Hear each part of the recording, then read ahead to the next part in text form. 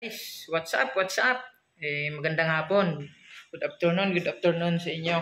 So, ngayon pala is may ipapaliwanag ako tungkol sa ating Inmax. Tungkol sa base sa aking experience. So, ito po yung monitor niya. Minsan po tinanong ko kung anong ibig sabihin ng TCS na yan sa ating mga Inmax. O kailangan ba talaga na naka-off or naka-on? So, inalam ko kung anong kaibahan yan. Yung kaibahan pala niyan is pag hindi naka-on siya, i-start natin. Ganito po pala yan. Ayan, naka-start siya.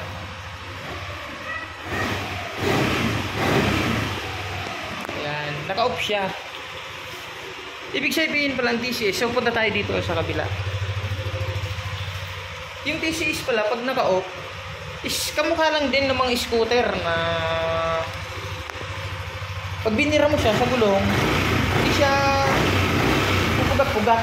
Kumbaga, yung gulong niya is diretso pa rin kahit na naka-center stand. Ngayon po pala, ang kaibahan ng TCS, ito po yung aking natuklasan. Hindi naman po tayo eksperto. Kumbaga tayo nalaman ko lang kung ano yung pagkakaiba. Ganito po pala yan. I-on nga po pala natin yung TCS. Pero bago natin i-on yan, dito po tayo sa may press na to. Sa may mino. Ayan, mino yan. Pipress lang natin ng long. Long na press. Hanggang sa makita natin na yan, ipipress natin yan ng lang mahaba. Pero pala, bago natin, para maglipat yung off-on, kailangan nating i-off yung yan, kailangan patay yung motor, hindi siya umaandar. Pero, naka-on lang siya yan. Naka-on lang siya. Yan, TCS on. Ipipress lang natin yan. Itong mino. Yan, ipipress natin. So, yan, naka-off. Ngayon, i-on natin. I-press natin. Yan, yan. Ganyan. Yan, on. Ngayon, ipapaliwanag ko kung anong pagkakaiba ng naka-on. So, ngayon, i-start natin uli yung ating motor. Yan.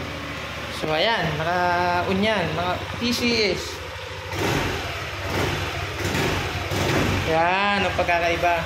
Pag nagsisilinyador tayo, na naka-center stand siya, yan. Parang walang hatak. Yan. Parang pupugak-pugak siya. Wala siyang hatak. Kasi naka-on yung TCS natin. So, ang ibig sabihin ng TCS, pag naka-on, dun sa mga nagra-ride na hindi naman natin inaasahan, yun pala, pag nasimplang ka, yung ikot ng gulong, so, hindi siya yung kahit na napisil mo tong silinyador, hindi siya automatic na tatakbo ng napaka-bilis. Kumbaga, iikot siya, pero hindi ka mukha nung naka-up yung TCS sa mga scooter, sa mga Mio, ganon. Kahit na naka-center stand o nasimplang ka, pag once na mapihit mo tong silinyador, yan, iikot yung gulong mo sa huli yan. Kaya, imbis na natumba ka lang, pag napisil mo yung itatakbo ka pa rin kahit na nakatumba. Samantalang pag naka-on yung TCS sa mga Inmax natin, hindi siya ganon kalakas tatakbo. Iikot siya pero hindi ka hahatakin ng sobra-sobra. So, ganon lamang po. Yun, base lang po yan sa aking experience. Hindi naman po ako eksperto, pero na patunayan ko po yung kung ano yung pagkakaibahan. So, sana po magustuhan nyo ang aking video. Basta po wag lang po natin kalimutan na mag-like, share, and subscribe. At pakipindot na rin po ang aking notification bell para po updated tayo sa mga aking i-upload na video. So, maraming salamat po and God bless po. Mag-iingat po tayo parati. God bless po.